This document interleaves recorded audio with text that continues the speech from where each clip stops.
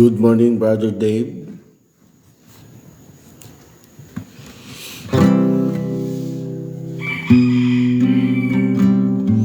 Pakishare nyo yung ating live video.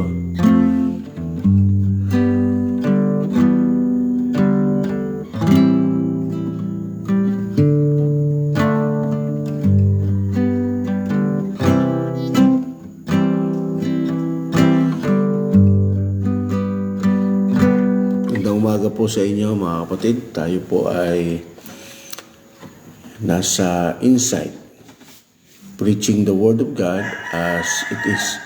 Ito po ay isang programa ng Door of Faith Church Pandi na naglalayon na mabasa ng buo ang salita ng Diyos. Tayo ay magabayan sa araw-araw nating buhay at maibahagi din naman natin ito sa ibang kaluluwa o sa ibang tao. Samahan niyo po ako. Good morning, Sister Jessica. Samahan niyo po ako sa umagang ito sa isang buong kalahating oras ng pag-aaral ng salita ng Diyos na may pananalangin, may pag-awit at may pag-aaral ng salita ng Diyos. Tayo pong lahat ay umawit muna sa Panginoon.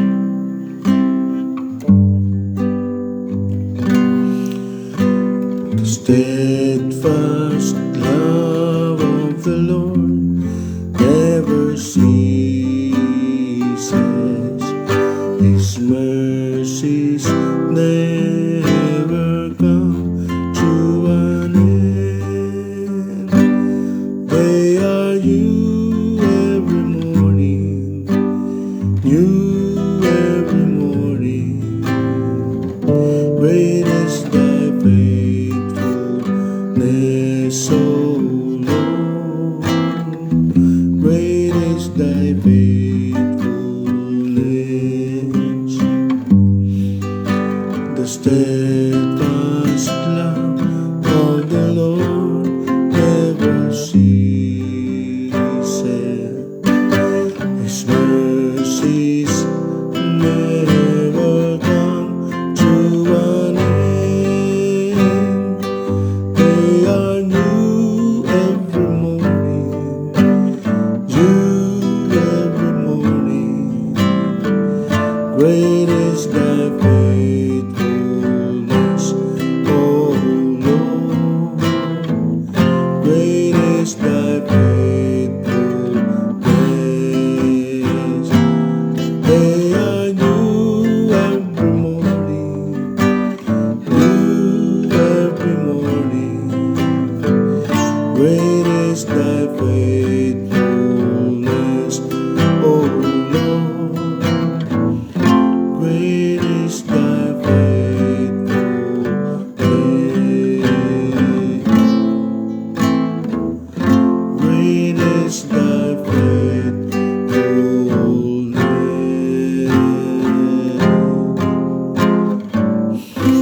Hallelujah, hallelujah, hallelujah. Glory be to you, Lord God. Hallelujah.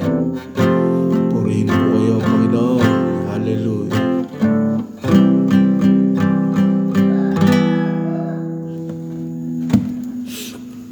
Ang umaga po muli.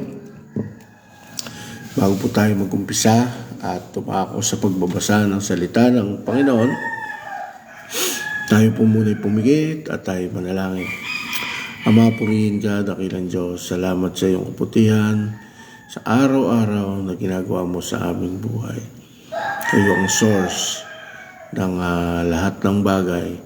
Kaya't ang nangyayari sa aming buhay, alam namin na sa inyo nagmumula, na ikaw ang nag-aayos, Panginoon, ng buhay ng bawat anak mo.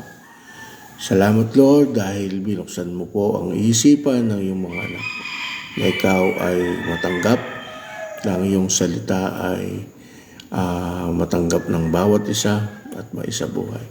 Tulungan niyo po kami na matuto sa iyong mga salita at magamit ito bilang isang napakalakas na kapangyarihan na aming taglay para magiba ang mga kuta ng kaaway, Panginoon.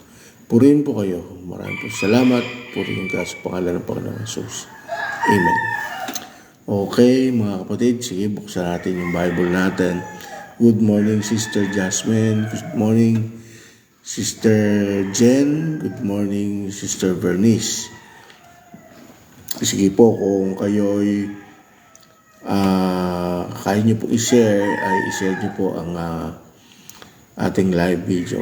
Buksan po natin ating mga Bible sa Acts chapter 18. Babasahin ko po ito ng buo at sundan niyo para masubaybayan ang kwento, the history beyond our faith, kung paano lalong tumibay ang ating pananampalataya. Ganito po ang sinasabi, chapter 18 ng Acts, verse 1. Pagkatapos ng mga bagay na ito, umalis si Pablo sa Atenas at pumunta sa Corinto. Natagpuan niya roon ang isang Hudyo na ang pangalan ay Aquila, isang lalaking tubong Ponto na nakararating pa lamang mula sa Italia. Kasama si Priscilla na kanyang asawa, sapagkat pinag-utos ni Claudio na ang lahat ng Hudyo ay umalis sa Roma. Pumunta si Pablo sa kanila. At dahil ang hanap buhay niya ay tulad din sa kanila, tumuloy siya sa kanila at sila ay magkakasamang nagtrabaho, parehong paggawa ng tolda ang hanap buhay nila. At siya ay nakipagtalo tuwing Sabat sa sinagoga at sinikap na mahikayat ang mga Hudyo at mga Griego. Nang sina Silas at Timoteo ay dumating mula sa Macedonia, si Pablo ay naging abala sa pangangaral at pinatotohanan sa mga Hudyo na ang Kristo ay si Jesus. Nang sila'y tumutol at lapastanganin siya, ipinagpag niya ang kanyang kasuotan at sa kanila'y sinabi, ang inyong dugoy sumainyong sariling mga ulo. Ako'y malinis mula ngayon, pupunta ako sa mga hentil. Siya umalis doon at pumasok sa bahay ng isang lalaki ang pangalan ay Tito Justo na sumasamba sa Diyos. Ang kanyang bahay ay katabi ng sinagoga. At si Crispo, ang pinuno sa sinagoga, ay nananampalataya sa Panginoon kasama ang kanyang buong sambahayan at marami sa mga taga-Corinto dahil sa pakikinig kay Pablo ay nanampalataya at nabautismuhan. Isang gabi sinabi ng Panginoon kay Pablo sa isang pangitain, huwag kang matakot, kundi magsalita ka at huwag kang tumahimik. Sapagkat ako'y kasama mo at walang taong gagalaw sa iyo upang saktan ka, sapagkat marami akong tao sa lungsod na ito. At siya'y nanatili roon ng 1 taon at 6 na buwan na itinuturo sa kanila ang salita ng Diyos. Subalit ng si Galyo ay prokonsul ng Akaya, ang mga Hudyo ay nagkaisang dakpin si Pablo at siya'y dinala sa harapan ng hukuman. Kanilang sinabi, hinihikayat ng taong ito ang mga tao na sumamba sa Diyos laban sa kautusan. Ngunit nang magsalita na si Pablo ay sinabi ni Galyo sa mga Hudyo, kung ito'y tungkol sa masamang gawa o mabigat na kasalanan, ay may dahilan akong pagtiisan kayong mga Hudyo. Ngunit yamang ito ay usaping tungkol sa mga salita at mga pangalan at sa inyong sariling kautusan, kayo na ang bahala rito. Wala akong hangad na maging hukom sa mga bagay na ito. At sila'y pinaalis niya sa hukuman. Sinunggaban nilang lahat si Sostenes ang pinuno sa sinagoga at siya'y binugbog sa harapan ng hukuman, ngunit hindi pinansinigalyo ang mga bagay na ito. Ngunit si Pablo ay nanatili pa ng ilang araw, pagkatapos ay nagpaalam na sa mga kapatid at buhat doon ay naglakbay patungo sa Syria at kasama niya sina Priscilla at Aquila. Inahit niya ang kanyang buhok sa Cenchrea sapagkat siya ay may panata. Verse 19, pagdating nila sa Efeso, sila iniwan niya roon, ngunit pumasok muna siya sa sinagoga at nakipagtalo sa mga Hudyo. Nang siya ay pinakiusapan nila na tumigil pa roon ng mas mahabang panahon, ay hindi siya pumayag. Kundi nang siya nagpaalam sa kanila ay sinabi, babalik uli ako sa inyo kung loloobin ng Diyos. At siya ay naglakbay buhat sa Efeso. Nang dumaong na siya sa Cesarea, siya ay pumunta sa Jerusalem at bumati sa iglesia. At pagkatapos ay nagtungo sa Antioquia. Pagkatapos gumugol ng ilang panahon doon, umalis siya at nagpalipat-lipat sa mga lupain ng Galacia at Phrygia na pinalalakas ang lahat ng mga alagad. Dumating doon sa Efeso ang isang Hudyo na ang pangalan ay Apolos na tubong Alejandria. Siya ay mahusay magsalita at dalubhasa sa mga kasulatan. Ang taong ito ay tinuruan sa daan ng Panginoon at palibhas ay may maalam na espiritu. Nagsalita siya at nagturo ng wasto tungkol kay Jesus. Bagaman ang nalalaman lamang niya ay ang bautismo ni Juan. At siya ay nagsimulang magsalita ng buong tapang sa sinagoga, ngunit nang siya marinig ni na Priscilla at Aquila, ay kanilang isinama siya at ipinaliwanag sa kanya ng mas matuwid ang daan ng Diyos. Nang ibig niyang lumipat sa Akaya, pinalakas ng mga kapatid ang kanyang loob at sinulatan nila ang mga alagad na siya'y tanggapin. Nang siya'y dumating, kanyang lubos na tinulungan ng mga tao sa pamamagitan ng biyaya sa pananampalataya. Ng biyaya ay sumasampalataya. Sapagkat may kapangyarihan niyang dinaig ng hayagan ang mga Hudyo, pinapakita niya sa pamamagitan ng mga kasulatan na ang Kristo ay si Jesus. Purihin po ang Diyos sa kanyang mga salita. Okay. Nandito na po tayo sa chapter 18 ng Korinto. Makikita na natin dito mga kapatid yung lawak ng ministeryo ng Apostol Pablo. Mula nang siya ay naglakbay, umiwalay sa kabuuan ng sa Council of Jerusalem ang mga nakatalaga sa Jerusalem ng mga alagad kagaya nila Pedro, nila Santiago, nila Juan, ng iba pa na naiwan doon. Si Pablo ay hindi na natili doon, kundi siya ay naglakbay. Bagamat yung iba niyang mga kapatiran, ibang apostol ay naglakbay din. No? May mga kwento, may mga historical stories, historical events na matatagpuan tayo tungkol sa iba't ibang alagad na umayo sa iba't ibang lugar.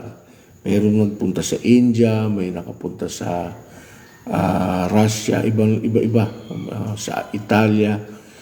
Si Pablo naman ay concentrated sa Asia Minor. At dito siya nagpabalik-balik. At sa kanyang pangangaral, nakakatagpo siya ng mga kaibigan. Isa sa mga natagpuan niya ay ang mag-asawang Aquila at Priscilla. Ito'y mag-asawa na parehong nangangaral, babae at lalaki na nangangaral ng salita ng Diyos. At naging kalapit niya ito dahil pareho sila ng paraan ng paghahanap buhay. Isang hanap buhay na kaya nilang dalhin kung saan sila pumupunta. Hindi isa nga na buhay na yung pamamasukan, kundi sila mismo ang gumagawa para anytime na pwede nilang itigil dahil sa pangangaral ng salita ng Diyos, sila ay nakakapangaral ng salita. Isang araw, Pablo ay nangaral sa isang sinagoga na yung kanyang mga napangaralan ng mga Hudyo ay imbes na tanggapin ang salita ng Diyos, ito'y nilapastangan nila. Anong paglapastangan? Hindi na sinabi dito kung anong uri yung pamamaraan ng paglapastangan. Pero isa lang ang matuwid, isa lang ang malinaw sa pamamaraan ng paglapastangan na ating alam. Ang ibig sabihin nito ay tinutulan nila ang salita ng Diyos.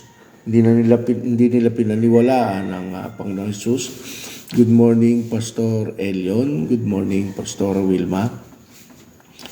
Hindi nila pinaniwalaan ang Panginoong Jesus nung ipinapangaral ni Pablo ang Panginoong Jesus. Ayaw nilang paniwalaan. Hindi lang simpleng pagtutol ang ginawa din nila dito, kundi siguro sila may mga nasabing hindi mabubuting bagay patungkol sa Panginoong Jesus. Siguro nasasabi nila hindi yan totoo. Hindi yan pwedeng maging Diyos. Hindi yan Diyos. Iyan ang mga diretsong paglapastangan sa Panginoong Jesus. Kaya naman, ang ginawa ni Pablo ay ipinagpag niya yung kanyang balabal at nagsalita siya at ang sabi niya, mapa sa inyong ulo ang inyong mga dugo. Isang salita na hindi maganda. Na nagsasabi na parabang dahil sa inyong sinabi, maparusahan kayo tungkol sa inyong mga ginawa. Parang isang sumpa, no? Nagagawa ito ng mga alagad. Ito'y maaari ding gawin sa panahon ngayon. Ngunit nag-iingat tayo dahil alam natin na bawat buhay ng tao na nilikha ng Panginoon ay may pag-asa habang siya nabubuhay. Hindi natin sinisisi si Paul, pero ito isang pagtuturo sa atin na talagang pagka ganyan ang kalagayan ng mga tao at sobra sa paglapastangan, ay pwede nating pagtanggol yung ating pananampalataya at sabihin sa Panginoon na, Lord, kayo na po ang bahala sa kanila. At hindi nila tinanggap ang inyong mga salita. Kagaya rin ito nung time na si Jesus Christ ay ipapako na sa krus. Diba mga kapatid, ay hiningi ng mga Hudyo kay Pilato na ipako ang Panginoong Jesus. Diba? Ang mas gusto nilang mangyari, mapakawalan si Barabas na isang magnanakaw at kriminal. Imbes na sa Panginoong Jesus na nangangaral ng kabutihan, papagaling, papalaya ng demonyo, nagbubukas ng isip ng tao, nagpapaliwanag ng mata. Mas tinanggap nila na mas lumaya yung magnanakaw kaysa kay Jesus Christ. Kaya mismong yung mga tao, dahil sa kagustuhan nila na mapako sa krus si Jesus Christ, no? Sila mismo nagsabi sa kanilang sarili, nadadalhin nila yung dugo ng Panginoong Jesus sa kanila. Mababasa natin yan sa Matthew 27:25 na nagsasabing, mapasa amin at sa aming mga anak ang dugo ng taong ito. Sabi nilang gano'n. Mismo sila ang sumumpa sa kanilang mga sarili. Self-inflicted curse. Huwag natin gagawin yon, mga kapatid. Good morning po, Sister Lovelyn Munoz. Huwag po natin gagawin yon, yung mga ganong bagay na pwede nating mapagsisihan sa huli. Mag-iingat po tayo sa ating mga sinasabi. Huwag tayong pabigla-bigla. Lalo na kung ito'y patungkol sa salita ng Diyos. Bakit po sa salita ng Diyos? Kasi ang salita niya ay siya mismo, ang Diyos mismo. Huwag natin gagawin yon. Lumalabas na ito'y paglapastangan sa Panginoon. Paano ba nalalapastangan ang salita ng Diyos?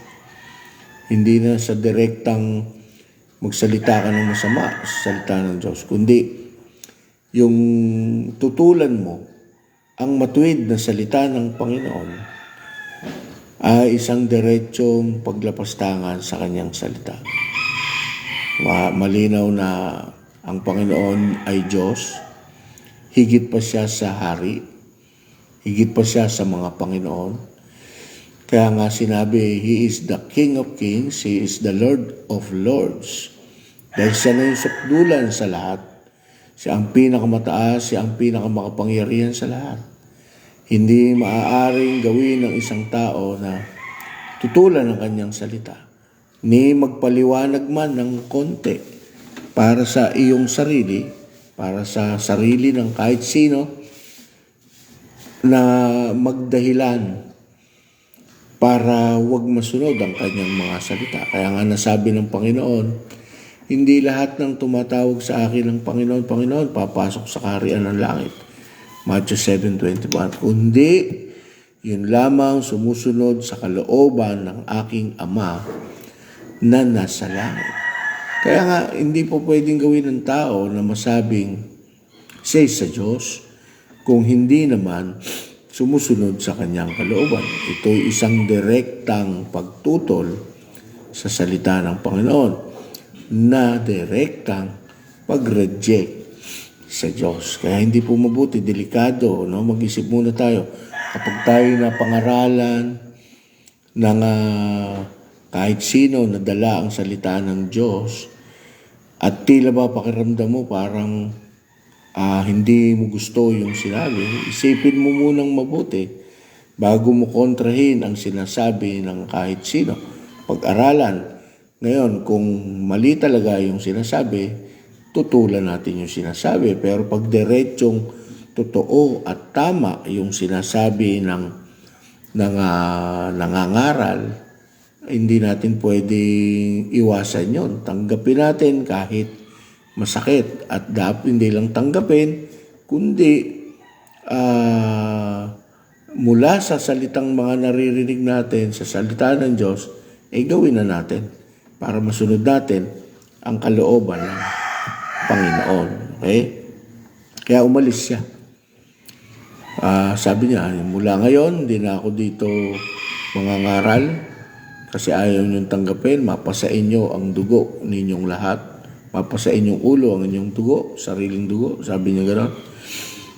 Kaya umalis siya at lumipat siya sa ibang lugar. Imbis na mga Hudyo ang kanyang puntahan na kanyang kababayan, kanyang kalahi. Pumunta siya doon sa hindi niya kalahi.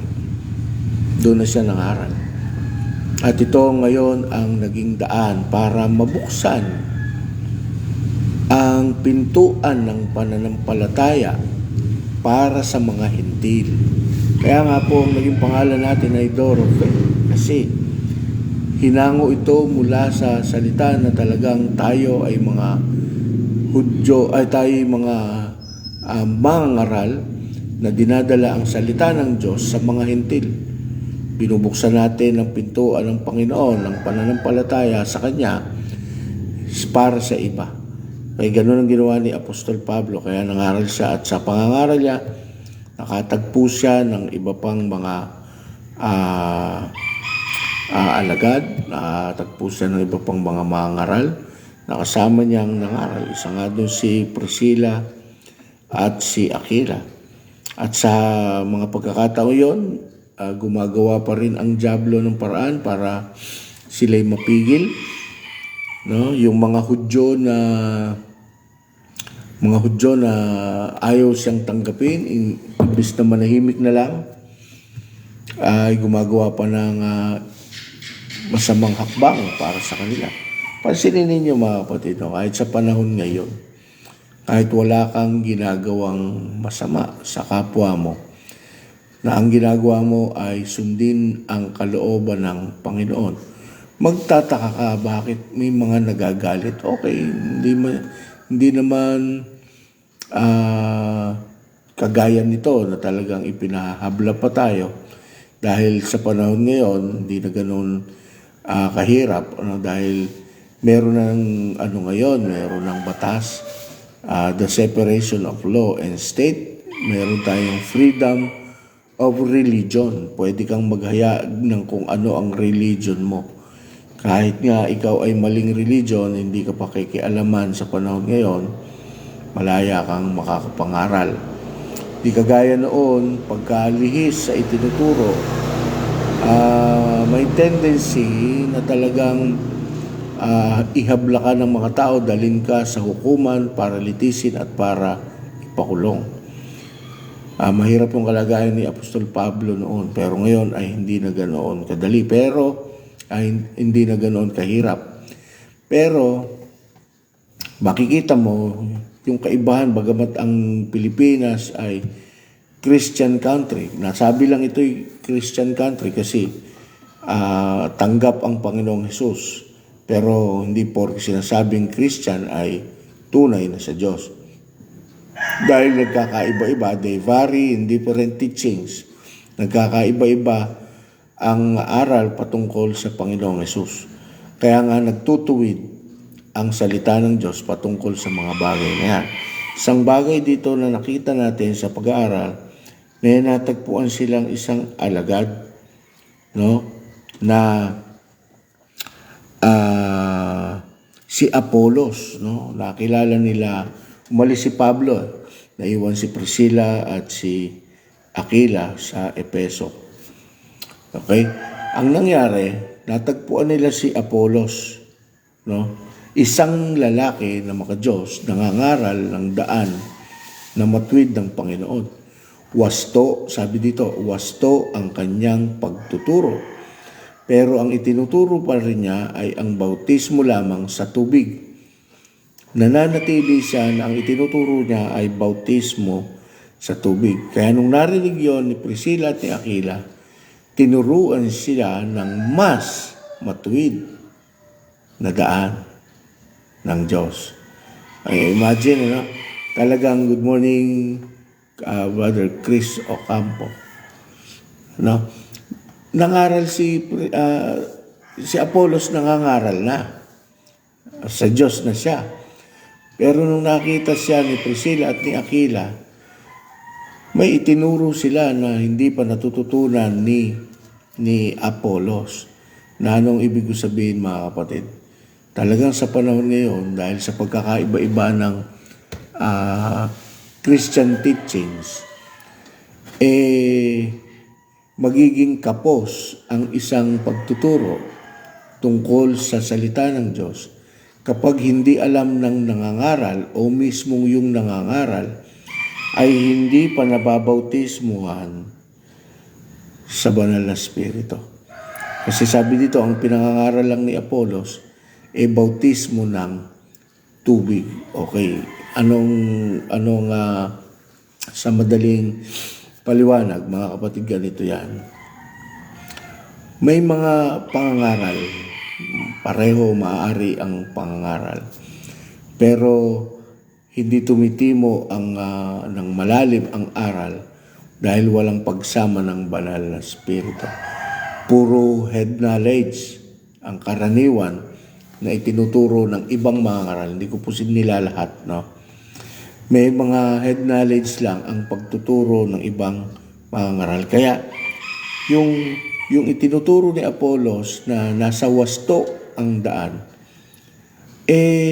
nagturo pa si Priscilla at Aquila ng mas wastong daan. Sabing ganon. Basahin natin. Verse 26. At siya'y nagsimulang magsalita ng buong tapang sa sinagoga, ngunit nang siya'y marinig ni Priscilla at Aquila ay kanilang isinama siya at ipinaliwanag sa kanya ng mas matuwid ang daan ng Diyos. Meron pa palang mas matuwid. Hindi porke ang isang mangangaral ay matuwid, pwede na niya sabihin na siya matuwid. Kagaya ni Apolos, may kakulangan sa kanyang pangangaral. Ang bautismo na dala niya ay bautismo lamang ng tubig. Anong ibig sabihin nun? Bautismo ng pagsisisi, bautismo ng pagtanggap, naiwan doon. Hindi nasama yung bautismo ng Banal na Espiritu na ano ang ibig sabihin? Na patuloy na paglago sa salita ng Diyos, paglalim at pag-exercise ng mga kapangyarihang ibinibigay ng Panginoon, ang gifts and the fruit of the Holy Spirit. Kaya kapag may alam ka sa salita ng Diyos, pero hindi ka puspos. Good morning po, Pastor Larry. May alam ka sa salita ng Diyos, pero hindi ka naman puspos ng Banal na Espiritu, may kakulangan ang iyong magiging pangangaral. Sabi dito, mayroong dating daan. Pero alam nyo, yung ating ginagawa, mas matuwid na daan. Okay? Yan ang sabi ng Biblia. Si Apolos nangangaral ng dating daan, dating wastong daan, pero nung dumating si Priscilla at si Aquila, nangaral sila ng mas matuwid na daan. Ay, doon tayo sa mas matuwid na daan. Paano nagiging mas matuwid ang daan patungo sa Panginoon? Kapag nariyan ang gabay ng Banal na Espiritu. Kapag ang Banal na Espiritu ay tinanggap natin ang bautismo niya. Bautismo ng Banal na Espiritu. Baptism of fire. Baptism of the Holy Ghost. Iyon ang kailangan nating tanggapin. Okay? Kagaya yan ang sinabi ng Panginoong Hesus sa Mark 16:16 na sabi niya, kapag kayo'y sumampalataya sa pangalan ng Panginoong Hesus, nagsisi ng kasalanan, ay tatanggapin ninyo ang kapangyarihan ng Banal na Espiritu, kayo'y makapagpapalayas ng mga demonyo, kayo'y magsasalita ng wika, kayo'y makapagpapagaling. Yan po ang mangyayari. The efficacy of the Word of God ay mag-i-indwell sa iyong buong katawan. Kaya ito'y magmamanifest, ito'y magraradiate, ito'y lalabas mula sa iyo. Kaya may mga mai-impluwensya ang mga tao na hindi lamang puro kaalaman ang iyong sasabihin, kundi yung kapangyarihan na nandoon sa mga salita ng Panginoon ang kikilos sa mga mahahayagan nito. At yung maaakay mo, hindi mo lang basta maaakay, hindi ka lang sa isang bagay magiging epektibo, hindi lang sa kaalaman ka magiging epektibo, kundi sa patuloy ng pagbabago ng buhay, magiging epektibo ka rin. At sa pagkakalat ng salita ng Diyos, magiging epektibo ka rin. Okay, mga kapatid, nakita naman natin yung experiences na pinagdaanan ni Apostol Pablo. Diba? Napakaganda. Gagayahin lang naman natin yan kung ano yung naranasan ni Apostol Pablo. May na-encounter silang ganito, umaasa lang sila sa Banal na Espiritu para sila ay magtagumpay. Diba? Kaya mga kapatid, patuloy lang tayong sumubaybay sa mga ganitong gawain tuwing umaga. Umaten tayo tuwing linggo, yung Biyernes na